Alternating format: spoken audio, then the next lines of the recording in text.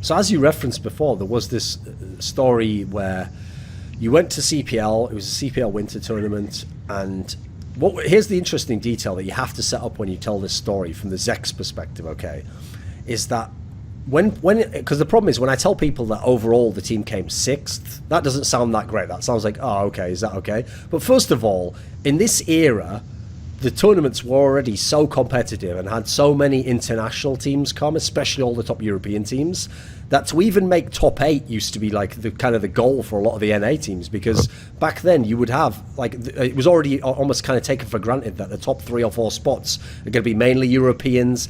Like maybe like the X3 3D guys could compete, but generally people didn't expect much from the North American teams. Then you've got to add in that in this particular tournament, I remember it quite vividly, it was this one where because of some bizarre element with the seeding, your side of the bracket was the super stacked one, and as people might be able to tell by the way I'm setting this up, you weren't one of the names of the super stacked teams. It was all the Zeks, and no, it was got Game Online and Neolithic and Team 9. It was basically everyone, I think, except SK and 3D was on your side of the bracket. So beyond your team, everyone was already looking like, right, okay, cool, this is when like Neolithic and Game Online would play, and then I guess Team Lion would play them later, and so people, I'm sure including Neolithic, were already looking past Zex and thinking, right, well, we're going to have a really hard match in 3 matches from now. And so when they came to play you, they were actually, in terms of the rankings, they were considered the #1 team in the world.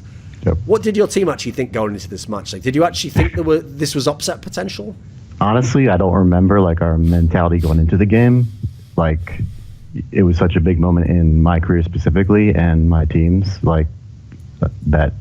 I only remember like the post match, what came after that.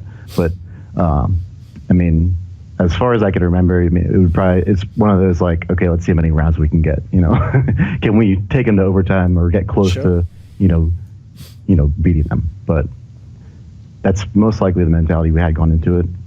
So as you referenced, this game is most famous, actually not just even for the upset. So the upset was crazy, and it was still a very close game. I think it actually was 13-11. I think it was like the closest you can have in the game. Yep. But it was most famous for this round that happened, where you won, I think it was like a 1v2 overall. You won a clutch round, where in the end you were left in a 1v1, and the terrorist, who was actually Damien, had the bomb down. And most famously, this is on Train, and it was at the outside bomb site.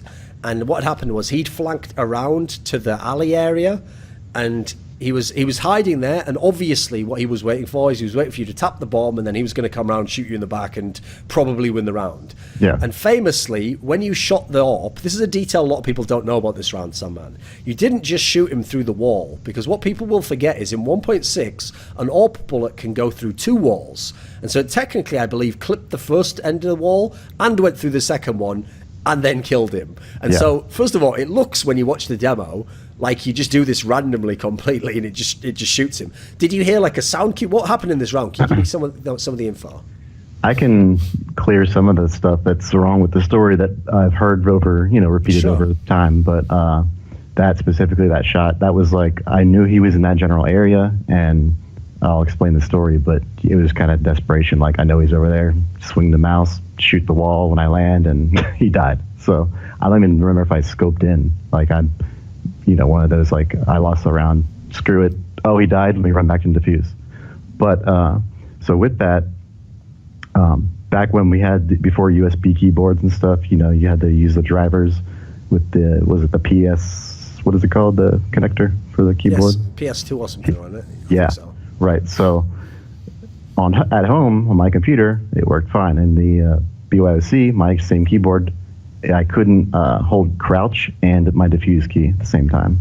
So I crouched. I went to defuse the bomb, to fake it or whatever I was going to do at the time, because I forget at this point. But it didn't click. So I'm like, oh shit, I didn't buy my key.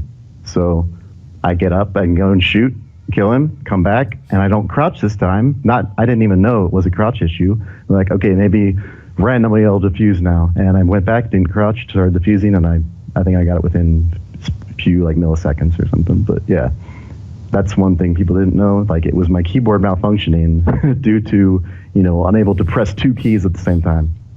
So. Okay.